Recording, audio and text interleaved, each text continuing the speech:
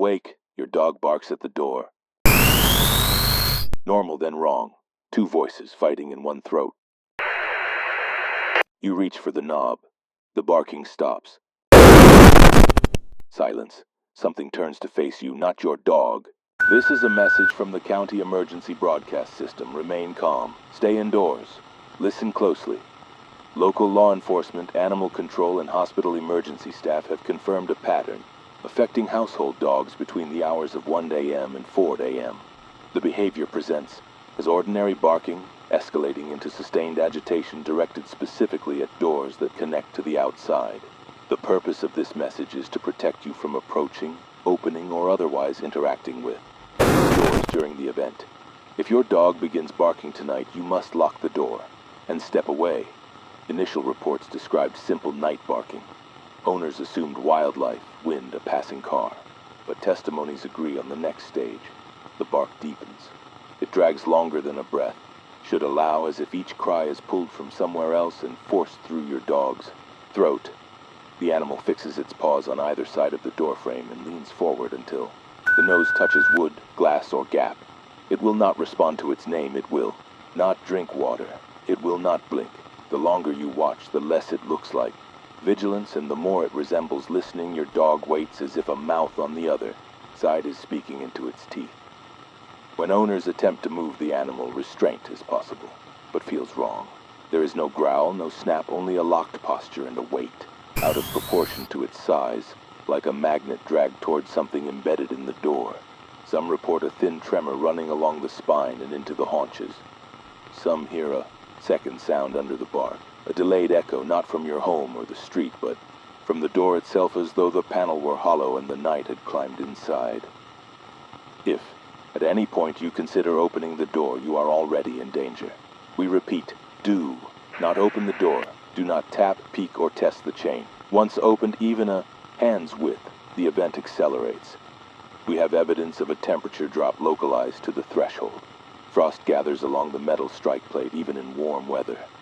Pets press harder, forelegs splayed, nails digging for purchase, bodies angling into the gap.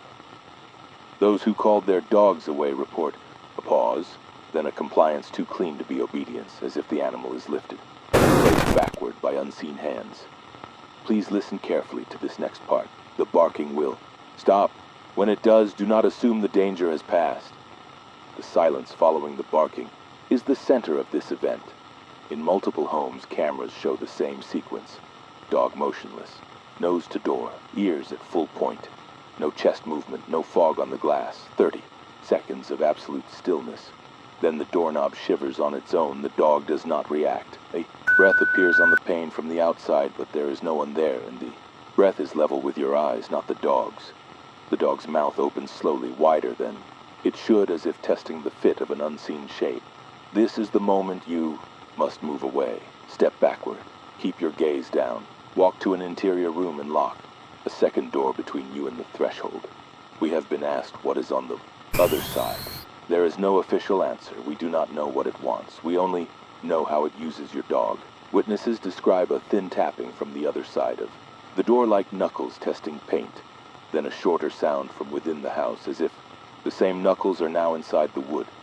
A line appears in the panel hairline, vertical from top hinge to floor. It's not a crack, it's a seam, the kind you only notice on a face after the smile holds too long. Do not touch it.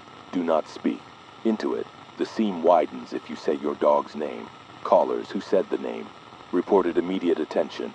The second voice answered through the dog's open mouth. It pronounces the name correctly on the first try, then again slower, as if tasting the syllables. The sound is not a bark and not a human word. It resembles your voice recorded onto a damaged tape, played back with a wet rattle between each letter. The animal's tongue does not move. The throat does not shape the sound. The air moves out of the door and through. The dog? We confirm the following sequence in multiple locations. Stage 1. Ordinary barking becomes two-layered. One high, one deeper and late. Stage 2. Stillness and door fixation. Frost at the latch. No visible breathing. Stage 3. Seam in the door, widening if spoken to. Mouth opening. Second. Voice practicing the name. Stage 4. Reversal. The door breathes in. The room tilts imperceptibly toward the threshold. Small objects creep an inch. Floorboards complain. The dog's ears flatten, and then this is important. There is a turning, not a head turn. A full body pivot that begins at the jaw, as if the mouth is the hinge for the rest of the animal. It takes too long. The eyes do not pan. They stay on you pale as the skull reorients beneath them.